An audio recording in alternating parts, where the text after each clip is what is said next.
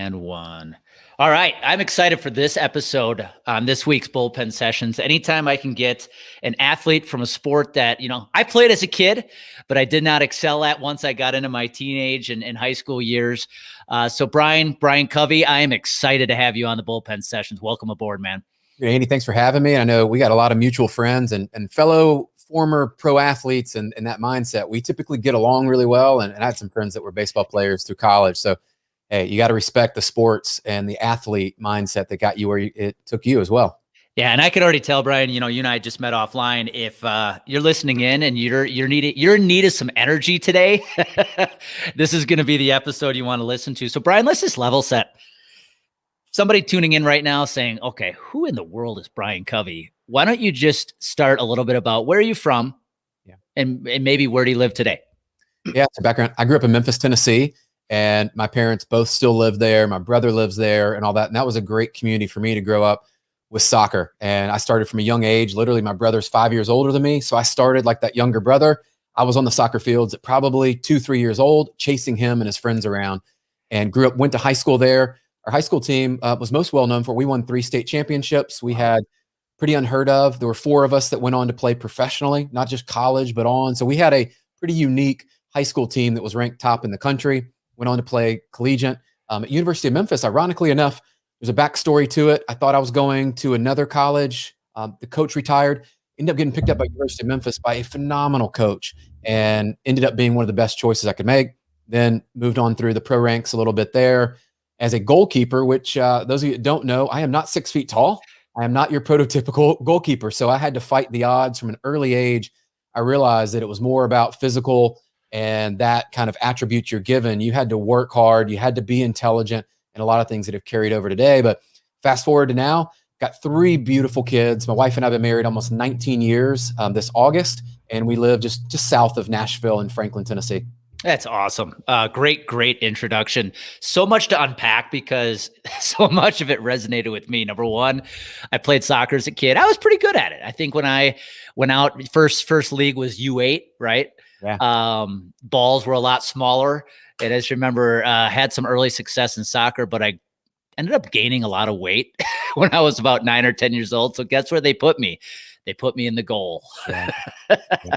But the other part that resonated, 2 parts, was I'm not a tall individual myself. 5'9" is not what I would call the prototypical size for a pitcher. So that definitely hit home. You too played a position at a very high level with metrics that wouldn't be the norm. And so let's talk about that. Early on playing soccer, Brian, at a young age, were you always a goalkeeper? No. So I had made it's kind of interesting transition. I made the state team, which is kind of like ODP, Olympic development. You move on to regional team. And that's where the separation started, as I was a good enough field player to play in the field at like a state level.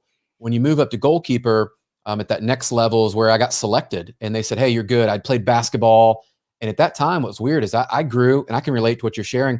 I was a little bit overweight. Unfortunately, 7th and 8th grade is where I started to kind of make a shift. 9th grade really got healthy, but I was about 5'8", 5'9" at that age. Didn't grow much more after that. So they put me in the goal, and then I ended up going on to play on the Olympic team and all. But that was where I had my field skills paid off later in my career, is I always had that passion and drive and would work on my foot skills, which at that point, look, a lot of goalkeepers didn't have foot skills. They were over 6 feet, and what they had was height and genetics. And what I realized was at a young age, I was going to have other things like intelligence up here, and I was going to have to be great with my feet. And a lot of the style would play out of the back, and just to be someone that they could have an outlet and they could trust with the ball at their feet, which at that time, goalkeepers, and even watch some today, that's an area they have to continue to work on. It's not normal. Well, and I think one thing I respect so much about the game of soccer, they call it the beautiful game, right? Like, number one, people don't realize the strategy that goes into a 0-0 tie. And the fact, if I'm repeating this correctly, soccer players are running probably 6 to 7 miles on average. That's the norm. Yeah, some in the typical less, but yeah, that's about right for a 90-minute game. So as a goalie, where you're not running up and down the field, back and forth and across it, what skill set? I remember, again, growing up playing soccer, I started off as a forward and then ended up in the goal. What would you say, what skill sets did you have to have back sitting at the goal where you can see the whole field in front of you, maybe versus being up at the front as a forward where your job is to try to score? Love this question, because now that I've gone on to get my B license and I coach, and my daughter is actually 14 as a goalkeeper, the number one thing I would share with you, if you listen to any great goalkeeper, it is absolutely the mindset and the ability to make decisions. I put that before the physical side, because yes, the physical side matters, but look, when you get up to a certain level, some of the physical attributes, they're going to be very close to each other. So I start there, because decision making, meaning, am I quick off my line? Am I good with my feet? Do I understand how to read the ball on crosses? Do I understand where the ball is going to be? Can I organize my team? And something I would share as a coach, and I still do, is the best save as a goalkeeper is actually the one you didn't have to make. Meaning, I organize my team in such a way that we shut off the offense on the other team, that they don't get a chance to shoot. That's the best save. Yes, the wonderful saves that we're diving upper 90 and we're making these beautiful, acrobatic gymnastic plays. Wonderful. You need to be able to do that. But if you can't organize a team and have leadership and make the right decisions at the right time, you could actually cost your team a goal. And you'll see this today. Even some of the elite in the Premier League, World Cup, they make the wrong decision about coming off their line too fast. Maybe they didn't come off their line. So that decision making's there. And what I would tell you, what I had to fight with, Andy, for me, I wasn't a tall goalkeeper. I was just under 6 feet. So I had to time crosses in such a way that my timing and decision making made me look and feel like I was a 6'3", 6'4", because my timing, I had to be able to jump high, but the timing of being assertive and winning the ball was important, because as you move up, college and professional, the ball's played through the box quite a bit. And so you got to be able to do that. And then also go back to smart decisions out of the back, because when you win the ball, you do not want to give it back to the other team and keep that pressure. And I looked at it as, look, I was an on-field coach. And that's a lot of the leadership principles I've taken off the field. But I would say those are the things, right? And you look at quickness, ability to read, there's a lot of speed and agility, a lot of things that are there. What people missed in conditioning, though, is I would run with the team. I was the guy still trying to do the 2 miles in 12 minutes, but I was also working on a lot of plyometrics. My quick twitch, I had to be able to move fast, make quick decisions, and make sure my body followed. So I'd say, in a nutshell, great goalkeepers are able to encompass all those things today. Well, my head went so many places when you said that. Number one, like watching a Premier League game, for example, rarely do you see the goalie grab the ball and then just punt it downfield. It's probably rolled to a teammate, and that strategy that's going on. And when you're watching the game on TV, you're following the ball to the other side of the field. What you don't see is the goalie back here is still talking to his team. Like you said, you're the chess player. Yeah. And would you say, I'm curious, because like in the game of baseball, you see so many catchers go on to be fantastic baseball coaches because they were the quarterback of the field. Yeah. In the game of soccer, is that same thing hold true where a lot of goalkeepers go on to be very successful coaches? I'm curious. Yeah, there are a lot. And I think it's that perspective of being in the back and seeing the field and understanding, wow, if we move this way, this is what happens. This is the result. And it's one of those I tell people is you're in the goal. You make enough mistakes over time because nobody really plays a perfect game. You learn what works and doesn't. But I think that vision of seeing the entire field is something very unique. And so I know I was growing up, I was blessed. I had my club coach. So our travel team, we obviously played at a high level and competed. He was actually a former goalkeeper for the Polish national team. And so I was fortunate, and all through, it's a specialized position that I watch even my daughter today. Not only, Andy, she does the team practice, but she does speed and agility, and she has specialized goalkeeper training. So imagine as an athlete, you're getting all of that training. And so it's a very different position. Look, you wear a different color and uniform than your team. So you already stand out. You're in the back. You are the last line of defense.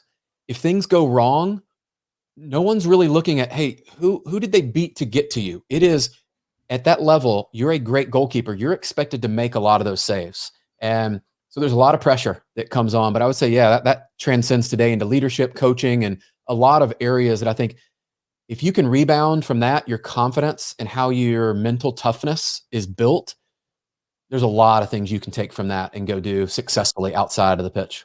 Well, and you always think about the YouTube videos, highlights of soccer games, you see where the goalie creeps out a little too far, and then that defender on the other side of the field boots the ball down over the goalie. Yeah. And there, it bounces and rolls into the goal. I got to believe too, you and I are exactly the same age. Training back when you were in college, high school and college is probably a lot different today than it was back then, especially the specialization for goalkeepers. I'm curious. So, okay, very successful high school soccer career, 3 state championships. What resonated with me there, Brian, is I came from a smaller town. We didn't win any state titles. We made a state championship my senior year, but out of my one team, 3 of us went on to play pro baseball. Wow. And so, you would think we would have won more state championships with that, but we didn't. You go on to Memphis, have a very successful career, and then you get the chance to play at the pro level. Yeah. And I believe if I have it right, you were with the Nashville Metros. Yes. It's at the USLA League. Yeah, USL. Okay. Yep. When you got to that level, Brian, so now you're the goalkeeper protecting a goal at the professional level. How did the game change from Memphis to the pro ranks for you? Oh, that's a great one. I was actually just talking about this with someone the other day that played as well. And the speed of play and the intelligence shifted quite a bit, because everybody in college, I felt like they were really good athletes. They were fast, they were strong, they were powerful. You had that. The teams, though, I noticed think about, they're in college, and so they're not quite all the way developed. They haven't maybe played pro. The intelligence, and I would say the speed of the game changed, where you get out there and it's literally like you're playing in your conference. Like we were Conference USA back then. And if you were to take the all conference team, it's basically, that's the pro team you're playing every week. They're highly skilled. They're highly physical, but they also brought in an intelligence to the game that you started to learn very quickly why they made it to that level. And it was as much what they did off the field as they did on the field, right? When you're playing 20 plus games in a season, you got to take care of yourself. So I'd say just the speed of play and the intelligence of the players. No longer could you just rely solely upon your athleticism. And so me, for a goalkeeper, I couldn't always say, in college, I can come out for this cross every time. I know I'm going to dominate my box. In the pro ranks, you better know who you're up against and know your opponent well, because there may be people on that team that is not the right decision for you to come out of them, right? And just be smart.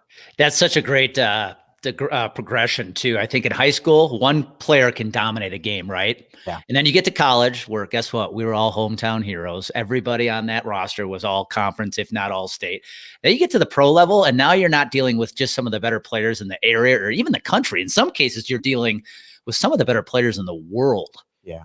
And it's just a totally, totally different level.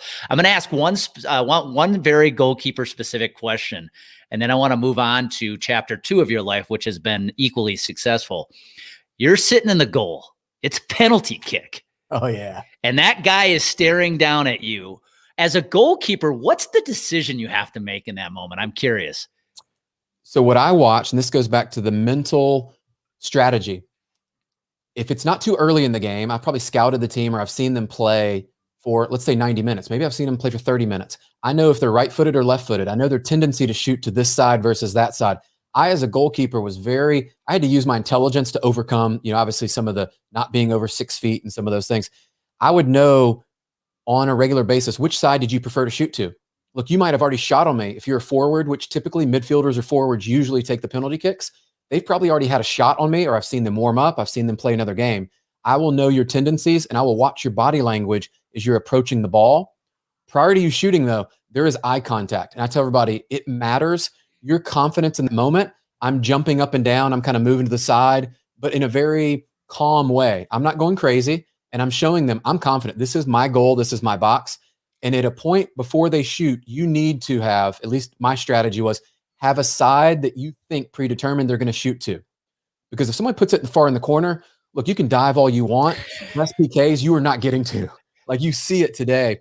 So I would have that viewing of them. I would watch their body language up to the ball, but there comes decision time, and you got to make a choice. If you wait to react, what I found at the collegiate level, in high school, you might still be able to react and make the save. Pro level, you need to have had a side picked out and be going all in. Because look, if you don't dive, you look silly. If you dive the wrong way, well, at least you went for it. They were expected to have made it.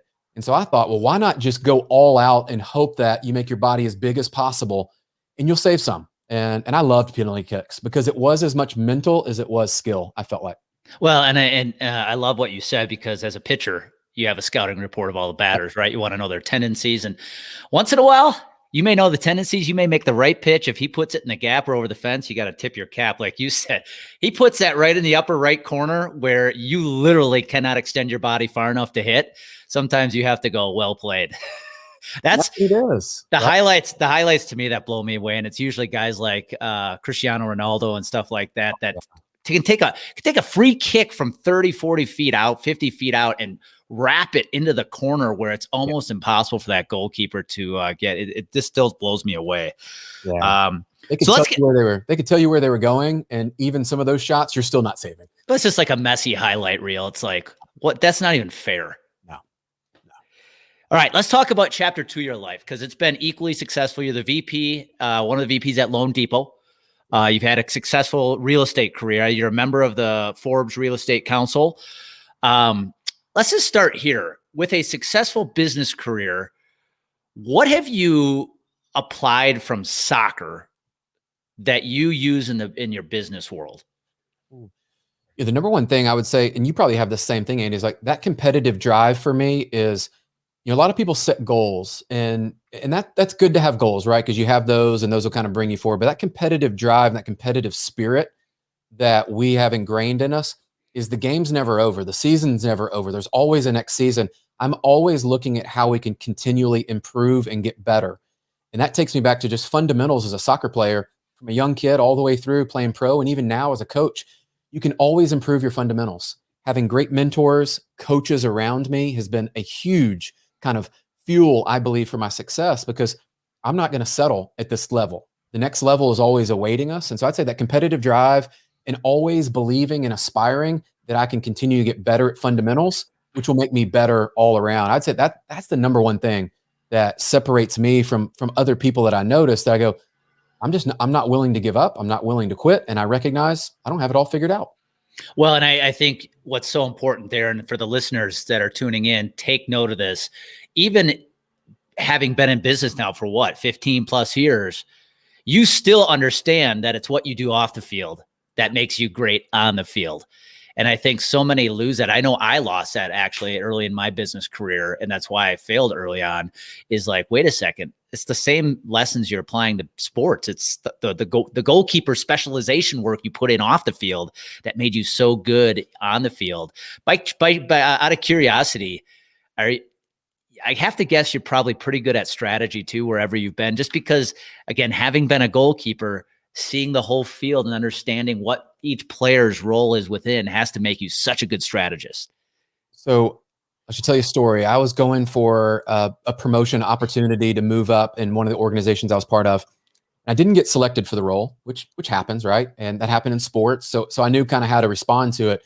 But one of the people that was on the panel, so imagine there's 6 people sitting around a table, like it's like you would envision in a movie, and they're asking you questions and they're interviewing you. And guess what? There's 4 or 5 people that are going to interview that day too. I was not selected. But out of that day, I found someone who became a mentor for me for the next 3 years that took me on a journey of understanding strategy and actually how to strategically plan, because these words sounded great. They sounded sexy, but what does strategy mean? What does strategic planning mean? Like, all this stuff was foreign to me. And it was only about 8 to 9 years in my career. And I remember this mentor helped me out quite a bit and gave me that book, Emotional Intelligence 2.0. And it set me on a journey that I'll never forget back to them. And that was something I had to learn. It was not something given. So yes, I could take some things from the mental toughness in organizing a team. I think there's some natural innate abilities that I've learned through sports, but I had to learn the next level to build out a team of, there's 11 players in soccer, but our team right now, like our team at loanDepot, is over 200. So now how do you organize 200 is very different than organizing a team of 11. And I've had to learn that piece of it and then pass that on. So it's a learned skill that I found. That's awesome. That's awesome. Well, people see you today. They look at your resume saying, damn, that's impressive. You're the host of the Brian Covey Show, which is a top podcast. But you also just came out with a book. Yeah. And I want to go into this today. Conversations with Covey, How to Win at Life, No Matter Where You Are Now. Number one, I'm attracted to the book because David Meltzer is also an author of the book. which you couldn't find a better individual to team up with. But I definitely want to go into the lessons that you teach in the book, because I think it's so important, whether you're an athlete or beyond your sports career in business, for you to apply these lessons you're teaching in the book. So let's just start here, Brian. Yeah. Why'd you write the book? I believe there was an opportunity that I had great mentors and coaches, like I was sharing, in my life that had helped me get to where I am. I didn't get here by myself. And guess what? I'm still learning and going through. But what I recognized was there was a way for me to give back, that it would be very difficult, one, financially, or to have the connections that I had made over those 20 years to actually share all of their wisdom and insights. And so this idea was birthed of, what if, and it was during COVID and all these things were happening, what if we could put together almost a virtual, best in class, the people that you would pay thousands of dollars to go hear them do like a little mini TED Talk? What if you could get access to all these people in the same stage, in the same day, same weekend? What would be the lessons that you would want to hear about? And I looked at my development and those that are around me, and what were the topics and what were the things that really mattered? And to your point, Andy, whether you're in business for yourself and you're an entrepreneur, maybe you're an entrepreneur with a company, maybe you are just, trying to get a business off the ground and you're early on. Maybe you're an athlete, maybe you're a coach, whatever it is that you do. These lessons were pretty impactful across the board. And so we took everything that wasn't just hope-filled, inspiration, motivation. That's important. That's in there. You're going to leave feeling good. But the stories of adversity that people share that they went through and went over, what you will find, there's a common thread amongst all of us in that book. We've all failed, and we failed big. And if you were to listen to our stories, you'd recognize like falling flat on our face on some things. And you don't see that or hear about it enough. So I wanted to share that. But then how do you then move forward? And we gave you actual actionable steps of how did the people I personally selected in the book, how did they move forward to become great speakers, authors? David Meltzer, for example, in everything that he's doing, people that are speaking on stages today, make an impact. I want to bring them all together and share with you behind the curtain access that you couldn't have had probably on your own. So that was really the genesis. And we had a blast putting it together. It was, well, I'm excited to dive in, because selfishly, this is stuff I'm going through right now. Yeah. So I know that just having this conversation is going to help me. But before we dive into the principles, I'm just curious, how did you cross paths with Dave Meltzer? So here's something I learned in COVID. Nobody was traveling like they were before. They weren't on speaking stages. I found David online, and Dave and I had a couple of mutual acquaintances, right? Like we kind of all do. I believe you're that one connection away from somebody really big in your life making an impact. I actually reached out to Dave's team several times, and strategically, I had reached out, followed his content, engaged, commented, liked it, sent him personal notes about how he was making an impact on me. What I realized with guys like Dave is they're driven to make an impact in other people's lives. I was feeding him a reciprocation. He's putting this content out there to impact people. Well, if I don't tell him he's impacting me, I've deprived him of the gift that he's given me. So I actually just reached out to him cold, and several times over and over and over, and got his attention and said, here's what I have in mind. I would love to collaborate on this very specific thing with you. Got in touch with his team and went from there. And what I would tell everybody, the lesson in that is, don't be afraid to ask. And I did it in a way that I was giving before I ever asked for anything for months, right? That's awesome. And I think the lesson from COVID was the world shrunk.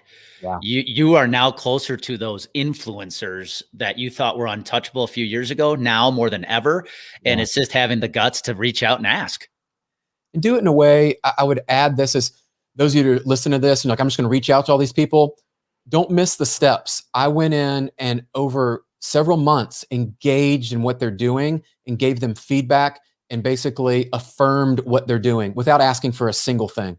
That's awesome. That's the way. And it was authentic, because it was like, man, you are teaching me so much. And that's how a lot of the people in the book actually have become friends, as they've made an impact on my life. And hopefully I can reciprocate and make an impact back on them. That's awesome. Well, let's dive in, because this is like a modern day Think and Grow Rich, except you compacted it to one conference, not a bunch of interviews, right? Yes. So let's dive into the first one. This one I'm really intrigued by. What's the secret to getting on big stages and how to leverage your platform? For me, that's something as a coach, keynote speaker. I always get great feedback, but I'm like, man, how do I get this thing on a bigger platform? What would be your secret to success there, Brian, on how people could get their message, their platform to a bigger stage? Yeah. So a couple things. One, you've got to know your story. And more importantly, I think a lot of people have moved into that first stage, which is they know their story, but you've got to bring people in it. And so it's how I can take you on the journey with me. For example, remember back when you were playing sports as a kid? I bring you into my story by sharing it that way versus when I was a soccer player at 4 years old, I'm talking about myself. You need to bring people on the journey, whether it's 2 people, 20 people, 2,000 people. When you're speaking, you need to speak in a way that brings the audience in with you. If you don't know how to do that today and what your story is and what your message is, you need to start there. But before you get on a stage and actually start to do those things, work on your stage. And probably like you, I'm sure, and a lot of people I've talked with that are speaking on big stages, I volunteer. I'll speak at our church. I'll speak at our soccer teams. I've volunteered for like Fellowship of Christian Athletes. I started the podcast to start speaking. I'm a guest on other podcasts. I'm speaking at a lot of housing events, doing stuff with Forbes. I'm working on my craft all the time. And that is something that will continually refine. So I'd say working on that is important. The second thing is, where do you find these stages? Well, same thing as podcasting, right? And I would say that's been a platform for me that's allowed me to get on stages, is now that people are starting to open up and do live events, your ability to network and build a group that you'll have an opportunity to speak. Look, I'm not going to be the headliner at somewhere. I'm not naive enough to think I'm on that level today. Maybe that happens down the road. But today I'm figuring out how I can get on stages that fit where I am. So find people that are already on stages and network with them, see how they got on stages, and find out in your local community today, there are probably Toastmasters, there's probably places that you can speak at, and look, it might be for free. But guess what? As you start to build that audience and you start to share that on social, document what you're doing, because that journey then documented on social will allow you to share your story. Someone will find it, just like they have with me. And I don't speak on that many stages because that's not really my thing today. But I've shared a lot of that on social when I do speak and when I do go on podcasts. And I've become a great marketer. And I learned how to take those lessons I've learned and to bring people on the journey with me. And kind of like you were talking about, Andy, it's like, well, people want to know how to get on stages. Well, guess what? I'll give you a couple tips today, but along the journey, I'll continually share those things with you. And so I think that's how we've built kind of a tribe of, and people on the same journey you're on. You just got to find them. You got to connect with them and add value. And then you'll be invited to speak on, whether it's stages or podcasts. That's such a good message because, I think too many people get bogged down on wanting to be the keynote speaker at an event. And instead of trying to go to the event to say, how do I get on your stage? Go to the people that have already been on that stage and model and ask and see what they've done to get to that point. And I love the fact you talked about, hey, hosting a podcast is a form of speaking. Being on somebody else's podcast is a form. Like, there are so many opportunities for people to practice speaking right now, but they feel like speaking means you being on stage. Well, just you sharing your message on social media and other avenues is always a form of speaking. I absolutely love that. Yeah. All right. You talk about how to overcome the worst adversity possible and still create an amazing life. There's a lot of people going through adversity right now. You and I are having this conversation spring of 21. There's still a lot of after effects from the last 12 to 13 months. What are some pieces of advice you'd give there, Brian, if somebody's sitting at that, valley in their life? Mm-hmm. Man, think back to, and I'm sure you went through this. So I tore both of my ACLs playing soccer, and probably some of the lowest points when I were to look back, where when you have that, it's not a career ending, but it could have been. Many people have that and don't come back and play. So you know what's there. That taught me some lessons today that when I'm in a valley, whether it's in a relationship or business, and look, 07, 08 taught me quite a bit when financially we hit rock bottom. We had just had our 2 kids, both under 2. The market crashes. We're in Florida. We're having to sell our home for like half of what we had paid for it, cashing out 401k, savings gone, like everything's hitting rock bottom. I try to look for patterns in those. And I would encourage everybody today, if you're in that, what have your patterns been in that? Do you rebound quickly, or do you soak in that? And do you have people around you that are consoling you, telling you, man, just tough luck, that's just the way it is. And, that's just, it's tough. And they're almost commiserating with you. When I look back, the patterns for me, when I rebounded the fastest out of the valley, when I took action faster, I surrounded myself with people that didn't console me the most. They told me, Brian, it's time for you to get back up. And great advice right now, right? Just tore my bicep tendon. I'm going through this. I can't work out and do the things that I love to do. There's so much I couldn't do. I focused on everything I could do. And every day I started with gratitude. What are the 5 things I can do today? What am I grateful for today?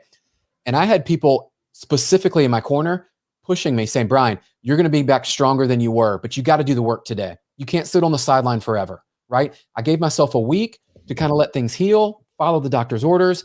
It's how fast you rebound out of the valley that's going to prove to yourself, number one, but to other people, how can you deal with adversity and how do you rebound from it? Because look, we're all going to have it. You're going to have it again in your life. How bad it is, I don't know. You don't know. But I have found in those moments, the faster I can move forward to take action, and whether that's a small step, like in my case, it was, I just wanted to get outside and start walking again, right? And just do something. It is those small steps every day that you take when your mind and your body's saying, man, don't worry about it. You don't have to do that today. That's the voice inside your head. You have got to squash. And you need to go in that moment when you have that, basically that voice saying, you don't need to go do that. You know, you need to do it. Go do it. Go pick up the phone, go make that call, go reach out to whoever it is you need to reach out to, send that sales email, follow up with that investor you need to work with, follow up on an opportunity, get out there, get on the podcast, show up. Too many people cancel themselves and they quit on themselves before anybody else quit on them because they quit on themselves. So you got to get up, put your shoes on, get back in the game. Nobody scores any points and wins by sitting on the sideline or warming up. And so I use that analogy all the time is, do you want to be on the sideline forever? Or do you want to get back in the game? You got to put yourself back in the game. That's awesome. I mean, you are going to have valleys in your life, but everything in life is a choice. Yeah. And one, the choice, how do you perceive that valley? 2, the choice of who you surround yourself to get your butt back out of that valley. And number 3, the choice of the actions you're going to take and how quickly you take them to get out of the valley, which leads me to my next point that I want to ask you, because this one's really intriguing. Everybody wants to know this one. In the book, you talk about the simple things top entrepreneurs do to structure their day. Yeah. What are some of the common traits you see among the best entrepreneurs out there? This is what was really interesting. I went through the book and you can read all the backstories. You can look at how successful people are there. What I found is there is some common denominators throughout their day. And I'm going to start with one, which was shared a minute ago about the gratitude piece. You know, psychologists have said, and my dad's a psychologist, by the way. So if I speak about like the mental side and like how that all works, it's because I was a psychologist kid, right? It's very hard to be sad and angry when you're practicing gratitude, because gratitude is an action, right? It's not just a feeling. If you actually say, you know, God, I'm grateful today that I have a roof over my head. I have food today. I have shoes. I have an opportunity to go earn money today. I have an opportunity to serve someone today. It's hard to go through gratitude and have your other feelings. So I would say that part I have learned with all the successful entrepreneurs. They find what they're grateful for and spend time there 80% of the time versus the other, where unsuccessful entrepreneurs are 80% of the time telling me why it's not going to work, why it can't work, why they don't have enough money, why things aren't where they should be. Beating themselves up, that is not a recipe for success. So that'd be number 1. Number 2, I believe it is physical fitness. And a lot of people skip this. Whether you're walking, whether you're doing CrossFit, whether you're doing like I do Iron Tribe, whether you're cycling and doing those things, there is a connection that is undeniable between you getting out and pushing your body in a state that's uncomfortable. Because every day, if you get uncomfortable, soon enough, you're going to be comfortable being uncomfortable. And there's a mental switch that I believe is flipped, that when you are riding your bike, and I'm sure when you're cycling and you push through that plateau of you're like, man, that was really hard. I'm breathing heavy. I got the lactic acid in my legs, but I pushed through it. Guess what? The next time I know I can do it. And the next time I probably have a little more capacity to do even more. So I'd say you need to push yourself, because the physical benefits we all know of our heart, our mind, our body, all those things matter. People that are successful entrepreneurs, you need to have an engine that can run. You're going to work hard. You're going to be running at a fast pace. You need energy. Well, help yourself build and sustain more energy with physical fitness. I like group classes. It kind of helps me with the whole thing of it gets the social aspect, but it also gets the physical aspect. And the last part I would tell you, number 3, all successful entrepreneurs have a strong innate desire to learn and grow. and they recognize they don't have it all figured out. They're willing to take risks, and they surround themselves with mentors and coaches and people that are doing what they want to do. And they're learning the skills that they know that are necessary. And I would even add, Andy, they build teams around themselves. Once you know yourself, I know what I'm good at and I know what I'm not good at. I've built a team around myself to say, this is the people I need around me for us to be successful as a team, because even as an entrepreneur, it is a team sport. You're not going to win by yourself, and you need people around you that will push you, motivate you, encourage you, but also make you and whatever that service is you provide better. That, I don't know why I thought of this, but it made me think of, time and health are the two biggest assets we have in our life. Right. Yeah. And I heard a Jesse Itzler interview recently where, he's one of the owners of the Atlanta Hawks, and one of the players' dads had said, Jesse, can you have a conversation with my son? He wants to go buy a Lamborghini. And Jesse's advice to the player, and he didn't name the player's name. He said, listen, if you want to spend money, go put a massage room in your house and hire the best masseuse, the best PT that you can possibly hire, so that you can elongate your career. And instead of buying a Lamborghini, you can have $100 million contract in 5 years. And I was like, that's genius, because we all think about the stuff, but we don't think about the investments we're making in our time and our health. And so I absolutely love that. Well, the last one I want to talk about, and then we're going to wrap it up, Brian, is you mentioned experiences. Creating incredible experiences is table stakes today. Yeah. And as a coach, somebody who's going to be hosting retreats in the future, who hosts masterminds, I am so curious, like, to you, how do you take an experience, or how do you create an experience for your customers that are next level? Wow. I think it's going to vary depending on what the services you offer. But if you look at just core DNA of human beings, right? And so when we kind of take our customer, that ideal avatar, and we think about why did they come to us in the beginning? And our product isn't that sexy in our world. So I'll take that as an example, because it's probably tough for some people. You're getting a mortgage. Well, you didn't come to us to get a mortgage, right? You didn't come to us to get a debt and to have to pay that off and to pay that back and interest and all that stuff. That's not sexy. That's probably not fun. So where are the areas that I can make that simpler, easier? You actually came to us because you wanted a home for your family or for yourself, and you had dreams and aspirations of why you wanted that home. So that experience, what we have learned is today, technology needs to be your friend. Whatever service you provide, we've all learned, whether it's automated text updates throughout the process, people want regular updates. They want the application, if that is an application process, right? Maybe even to come to a boot camp or mastermind. They want it to feel simple. The last part I would tell you that we have learned with customers is, after you've kind of delivered the basic needs, I say, is it easy to find you? Is it easy to apply? Is it easy to get to your services? Okay, check the box. When they come to you, where are the areas you can over deliver?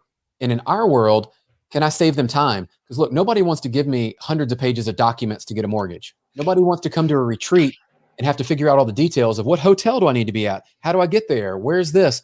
You need to make it so stinking simple for them that they can just show up and be focused and receive the value and the coaching and what you're providing. And where are the areas you can over deliver? And it's small things, right? So when someone shows up, let's say it's a coaching mastermind, and I've been to several of these. Gear is a simple way. I love this. If they show up, it's a way for you to brand it, right? If they're coming into an event with me, do I have jackets, t-shirts, handbooks, pencils, pens? People love free stuff. Give them gear that also is going to rep your brand as they leave. And the last one is, and this comes back to the psychology, everybody has a desire to be affirmed and for connection, I believe. So when they come to your event or they're going through the process, the more relationships and touch points that you can have them connect with people and have their story connect. What we try to do in the mortgage application is, I need to know you so well that I know where your kids are going to school. I can add value. Do you have pets? Can I give you advice about where to take your dog to the groomer? Like, all these things you might not think about is the mortgage process, but guess what? If I give you those tips and you're moving new to Franklin, Tennessee, and you need those connections and you need where to connect up with people for those services, I'm not just your mortgage person. Now I've become a connector for you, and I found the church you want to go to. I found out where you want to go work out. And if we started to view ourselves in more of a holistic view of, how can I serve this person? It might not be my product or service that's actually the end result, but I am the person that's going to add value in this person's life. You can do that in so many ways. And I'll steal one from Jesse, because since you brought him up, one that I'm starting to implement is, he talked about sending, I think it's 2 or 3 like voice memos, calls, handwritten cards a day, and how that stacks up to almost, 1,000 in a year. What if you were to actually treat your customers and your team members that way, and you actually started to recognize them in a way? And 2 or 3 a day, we can all do that. That's a choice we can make. And I think that's where the great leaders, the great entrepreneurs, the people that create these great experiences are going to do the small things. It's back to fundamentals in sports. If you do the fundamentals well, over time, consistently, you're going to win. Yeah, because I think so many people with experience, they instantly go to the gear, the hoopla, all the flashiness that you see at events and things like that. But sometimes the experience, you want to create a wow experience, keep it simple, deliver a result, and let people know you care. That's simple, right? Results and showing you care, because they may leave. And if you can help them make one change that can be a ripple throughout the rest of their life, man, why not be the catalyst that does that for them? We all have the opportunity every day to do that. Yeah. So again, it's Conversations with Covey, how to win at life, no matter where you are now. Brian, what's the easiest way and the simplest way for people to get a copy of the book? So Amazon, they've been great. They've got Kindle version. They've got the hardback, softback there. We're actually working on the audio. So those of you that like to hear it read in the audio version, we're finishing that up now. But Amazon has got it. And the outpouring of support on that's been killer. So that's awesome. Well, I'm going to put that in the show notes as well, the link to the Amazon, so somebody can buy that book directly. Brian, this episode was full of nuggets, man. I can't thank you enough. We're going to actually wrap up by going around the diamond here with 4 questions. So you don't know what these questions are. I'm putting you on the spot, and just give me the first question, the first answer that comes to your mind. You ready? Okay, let's do it. All right. Being a soccer fan, who is the best team in the world right now? Ooh, I grew up as a Manchester United fan, so I got to go with Man U. Ooh, one of my clients is a diehard Manchester City fan, so I hope he did not hear this. I know. Hey, I will support them with Zach Steffen in the goal. I can give them some love. Awesome. Okay, you're in the goal. Yeah.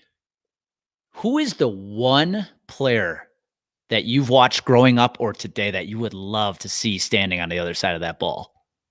I got to go with Messi because of the physical side, that he wasn't the tallest and most physically impressive, but I got to imagine the hours he had to work to have the skill level and what he does.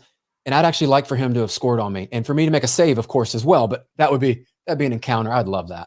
That's awesome. Now let's go to the business side. Last 2 questions. What one book, if there's one book out there that has changed your career or impacted your life the most, what is that one book? Ooh, that's a good one. I'm going to go with Extreme Ownership. Jocko Willink, Leif Babin. I love that book.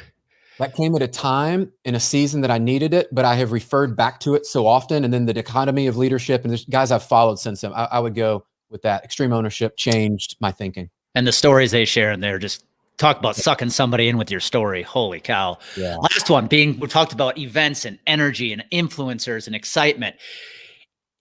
If there's one event, if there's an entrepreneur listening in right now, and there's one event they should be attending right now that you've been to where you have seen energy unlike anything you've seen before, what would that event be? Ooh, that's a good. So this last week, I wasn't able to travel yet with my arm, but Bradley put on one that had some people there that was killer. For those that are part of the Arte Syndicate, I'm part of that group. That's Ed Milet and Andy Frizella. They're putting on a live event in May. So if you're part of that group, that would be killer. Another one of my coaches that I work with pretty close here, Coach Michael Burt, is putting on his first live event later this year in October, I believe. It's called Flip the Switch. I'm gonna put a plug for him because I know the guys he runs with. I know the people he hangs around with, from like Tim Story and some of these guys. Like, it's going to have not only inspiration and some of that motivation, but he's going to have some of the best coaches. And from the insurance world, like I know you spent time, financial planners, entrepreneurs. That one, I think there's something special about that first year conference. And I know some of the people that are already going to be there. So I'm going to be there. That's awesome. That's awesome. Yeah, I think people are craving live events again. I think for most of us, we're excited that they are coming back here. So, well, Brian, man, I can't thank you enough for taking time today. I know you have a very busy calendar, but I hope people got as much from this as I did. Whether you're an athlete, current, former pro athlete, or somebody who has now gone on to chapter 2 of your life. This thing was full of nuggets, and I can't wait to actually get the book myself because there's stuff that I know I'm going to be able to apply to my own business. So one last time, Brian, thank you for joining us. Andy, thanks for having me, man. I love what you're doing, and it's cool for all the athletes out there, man. Like, think back to wherever you are. There are things we've all learned, and we've been built for something even bigger than what we did on the field. And so take that out, because there are people that I believe we went through some of that tough training and mental toughness to now be able to serve in our communities and do something really big. Well, I appreciate that. And especially if you're an athlete listening in, someday that sport's going to come to an end. And it's so easy to let that sport define your life. And the purpose of this podcast is to help you bring that confidence and clarity to know that there is a chapter 2, and you can leave, head on to chapter 2 very, very successful. So Brian, thank you again. If you're listening in, when confidence and clarity collide, you know what happens. Action happens next. Go make it happen today.